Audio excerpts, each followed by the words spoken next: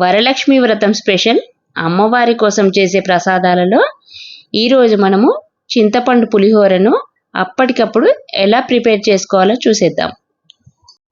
చింతపండు పులిహోర కోసము నేను 2 గ్లాసుల బియ్యం తీసుకున్నానండి.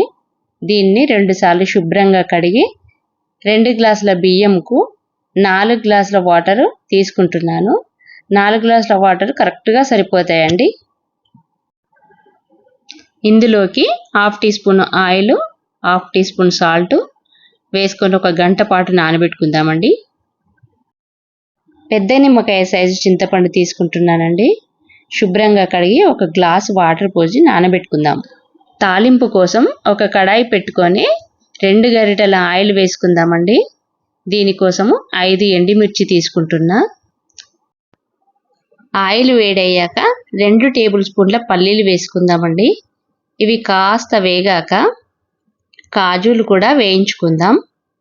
వీటిని మనం చివర్లో యాడ్ చేసుకుందాం. చివర్లో యాడ్ చేసుకోవడం వల్ల మనకు క్రిస్పీగా ఉంటాయండి. ఇవి వేగాయి కదా, మనము వీటిని బౌల్లోకి మార్చుకుందాం. ఇందులోకి 1/2 టీ స్పూన్ ఆవాలు, 1/2 టీ స్పూన్ జీలకర్ర, 2 టీ స్పూన్ల శనగపప్పు, 2 టీ స్పూన్ల మినపప్పు, 1/2 టీ స్పూన్ మిరియాలు, మనం 5 ఎండుమిర్చి తీసుకొని చిన్నగా కట్ చేసుకున్నాక ఇందులో వేసుకోవాలండి. కొంచెం గోల్డెన్ కలర్కి వచ్చాక వేసుకుందాం. తాలింపుని ఒకసారి కలుపుకుందామండి. ఇది కొంచెం ఎండుమిర్చి వేగాక 2 టీ స్పూన్ల సాల్ట్, కొంచెం నిండుగా తీసుకోవాలండి. కొంచెం కరివేపాకు, 1 టీ స్పూన్ పసుపు, 2 పచ్చిమిర్చి కట్ చేసి వేసుకున్నవి, కొంచెం ఇంగువ వేసుకొని ఒకసారి కలుపుకుందాము.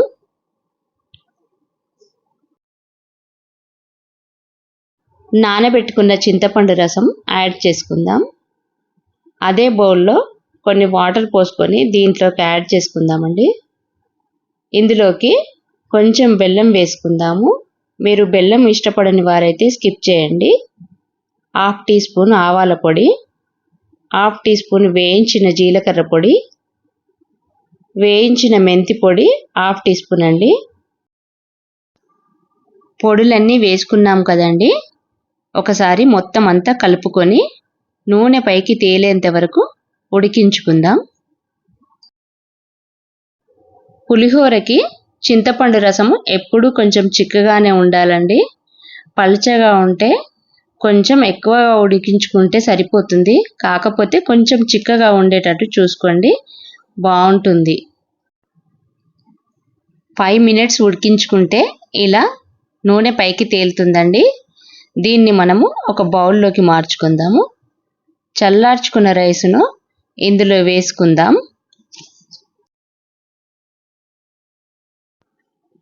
ఇలా మనం రైసు చల్లార్చుకున్న తర్వాత వేసుకుంటే రైస్ ముద్దలా అవ్వకుండా విడివిడిగా ఉంటుందండి. ఇప్పుడు మనం దీంట్లో పులుసు యాడ్ చేసుకుందాం. రైస్కి ఎంత అవసరమో అంత వేసుకుందామని బౌల్లోకి తీసుకున్నానండి. ఇంకొకటి, బియ్యం పాత అయితేనే బాగుంటుందండి, కొత్త బియ్యం తీసుకోవద్దు. కొన్ని బియ్యం అయితే 1 గ్లాసు బియ్యంకు 2 గ్లాసుల వాటర్ పడుతుందండి. కొన్ని బియ్యం అయితేనేమో 1 గ్లాసు బియ్యంకు 1.5 వాటరే సరిపోతుందండి. మీరు తీసుకున్న బియ్యాన్ని బట్టి వాటర్ తీసుకోండి. పులుసు మొత్తం అంతా కలిసేలా కలుపుకుందామండి. ఇందులో వేయించుకున్న పల్లీలు, కాజులు కూడా కలుపుకుందామండి. నేను ఎప్పుడు చేసినా పల్లీలు, కాజులు చివర్లో వేస్తానండి. మీరు కావాలంటే తాలింపులో కూడా వేసుకోండి. ఈ వీడియో నచ్చినట్లయితే ప్లీజ్ ఒక లైక్ చేయండి, షేర్ చేయండి. మీ అభిప్రాయాన్ని కామెంట్లో చెప్పండి. ఇలాంటి మరెన్నో మంచి మంచి రెసిపీస్ కోసం మన ఛానల్ని ఫాలో అవ్వండి.